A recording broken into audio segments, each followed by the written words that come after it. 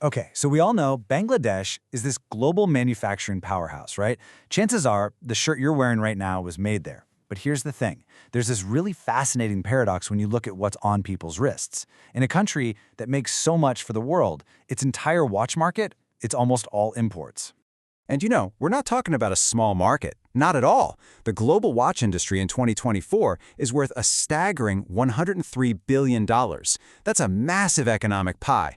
And it's an industry built on precision, on style, on craftsmanship, stuff that seems like it would be a perfect fit for a country like Bangladesh. So that leads us to the big question, the real head-scratcher. Why on earth does a country with this incredible manufacturing backbone have basically no domestic wristwatch industry? It's a puzzle, for sure, and that's exactly what we're going to unpack today. All right, so to get to the bottom of this, we've got to look at what's actually happening on the ground. Let's dive into the current state of play in Bangladesh's watch market. And wow, this chart right here really paints a stark picture. It tells you pretty much everything you need to know in one go. A whopping 99% of all watches sold in Bangladesh are imported. Local assembly? It's less than 1%. I mean, that's just total domination by foreign brands. So, okay, where are all these watches actually coming from? Well, this table breaks it all down. China is the undisputed king of the affordable, low-to-mid-range stuff. Think quartz watches and smartwatches. Then you've got India, supplying those popular mid-range brands like Titan and Fastrack. And of course, when you get to the high-end luxury market, it's all about the classic Swiss names we all know, Rolex, Omega, you name it. Now, it's really important to understand what we mean when we say local production. We're not talking about big factories churning out these complex, intricate wristwatches. Nope. We're talking about small, often family-run workshops that are mostly just putting together wall clocks. It's a completely different world, a totally different level of skill. And this is what makes the whole paradox so interesting. It's the consumer side of things. Even with almost no local production, the demand is just huge, and it's really diverse. You've got this growing affluent class. It's all about high-end luxury watches as status symbols. And at the same time, there's this massive market for your affordable, everyday quartz watch. The passion is there, You see it in vibrant online communities and even premium watch events. But this isn't just a story about a missed opportunity. Not at all. Because there are these real sparks of potential here.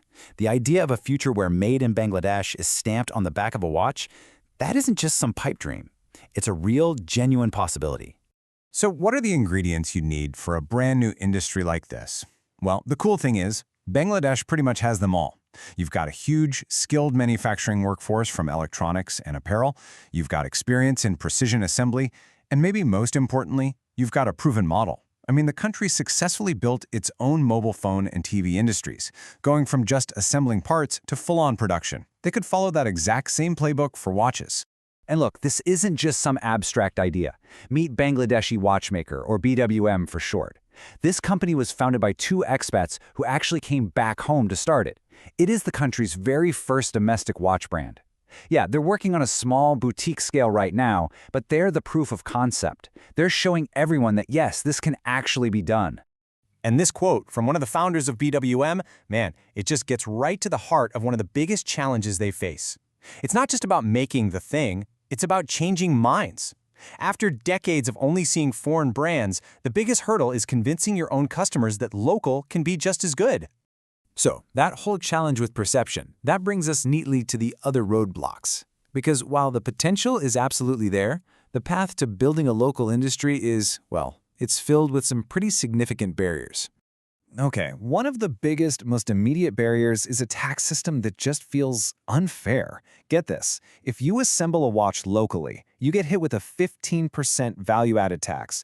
But at the same time, the import duties on already finished watches have been cut like crazy. So it's literally cheaper to just import a whole watch than to try and build one in the country.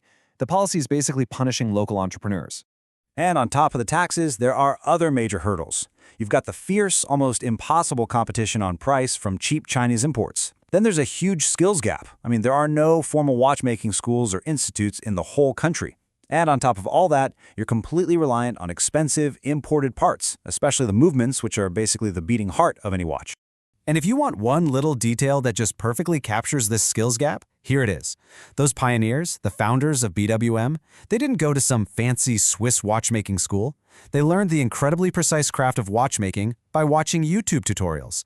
I mean, that shows amazing dedication, right? But you can't build an entire industry on YouTube. All right, so how do you turn all this around? What's the path forward? Well, it's going to take a clear strategy. So let's take a look at a potential blueprint for actually forging a made-in-Bangladesh watch industry. Okay, the proposed plan has 5 key steps. First up, you've got to fix that unfair tax system, level the playing field for the local guys. Step 2, build up that skilled workforce by creating a real horological training institute. Third, you have to actually promote and brand the industry. Create an identity, maybe something like Time Bangla, and show it off at international fairs. Fourth, you need to encourage investment, attract foreign companies for joint ventures to get that tech transfer. And finally, number 5, and this one is crucial. Be smart. Don't try to go head-to-head with China on price. You'll lose. Instead, carve out a niche. Focus on unique designs, maybe using cultural motifs, and compete on craftsmanship. So when you put it all together, the goal is a really fundamental shift. It's about moving Bangladesh from being just a nation that buys watches to a nation that makes them. It's about establishing a real foothold, first in assembly, then in craftsmanship, and hey, maybe one day, even in exports. And that brings us to the final big question, doesn't it? Right now, that tag, Made in Bangladesh, is famous all over the world for apparel. But can it evolve? Can that same tag one day stand for the precision, the detail, the incredible craftsmanship that defines a beautiful timepiece? All the potential is there, but the time to start building that future is right now.